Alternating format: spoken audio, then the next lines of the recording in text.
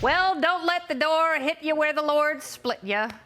Homeland Security Secretary Alejandro Mayorkas may have to kiss his sweet job goodbye after November. Several top Republicans now threatening to impeach him over, quote, gross dereliction of duty at the southern border. In a scathing letter, Senators Ted Cruz and Lindsey Graham say they have the grounds to take action if Mayorkas doesn't get on the problem.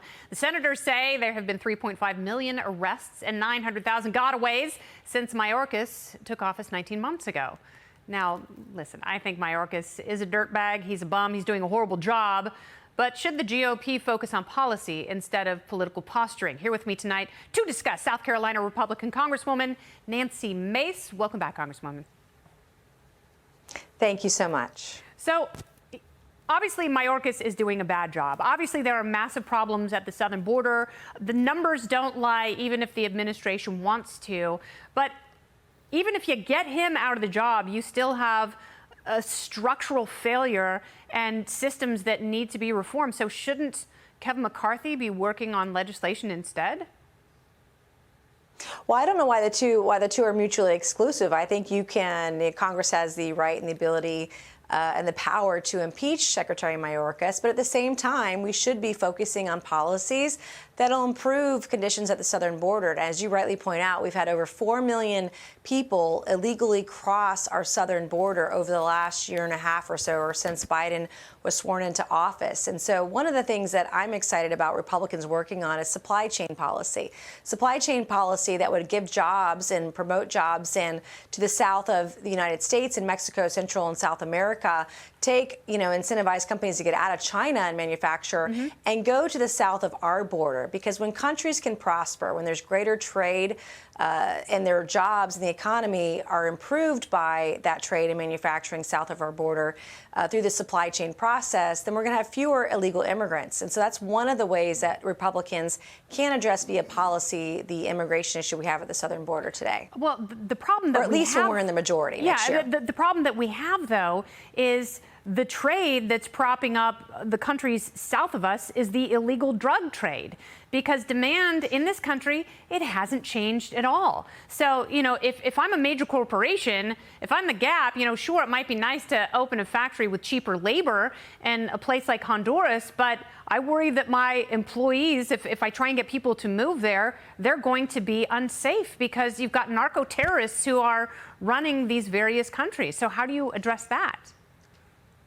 Today, the United States is funding the very cartels you're talking about. It's a $64 billion industry, $30 billion of that dedicated to drug trafficking, $34 billion more than the drug trafficking. The cartels are making more money on human trafficking at our southern border. So that has to stop.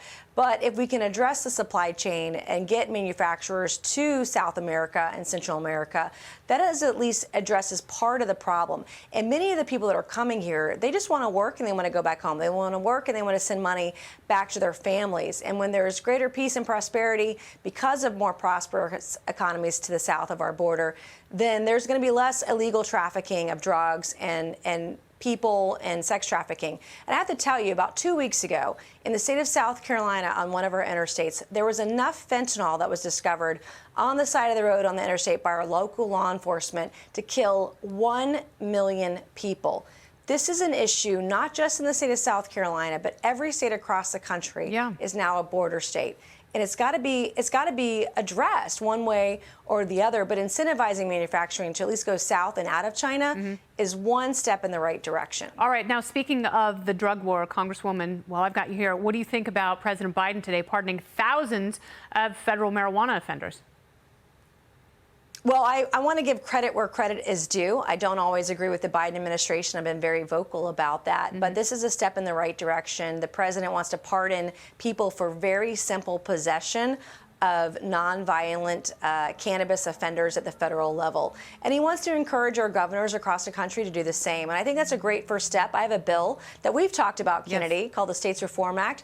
And that is one piece of the puzzle to addressing cannabis in this country, but there's more to do. This is a multi-billion-dollar industry that needs regulation, that needs to be have some guardrails to ensure that we're not selling marijuana or cannabis to kids and our youth, and to ensure that also those that need it for medical reasons, like our veterans that have PTSD when they come home from war, can get medical care that isn't going to get them addicted to very dangerous opioids. And we have an opioid crisis in our country. And so I applaud the president. I'm going to give credit where credit is due and agree with him on this position today. Yeah, and I hope they take up your legislation, because of the bills that have been presented in Congress, yours is the superior one. Congresswoman Mace, thank you very much for being here.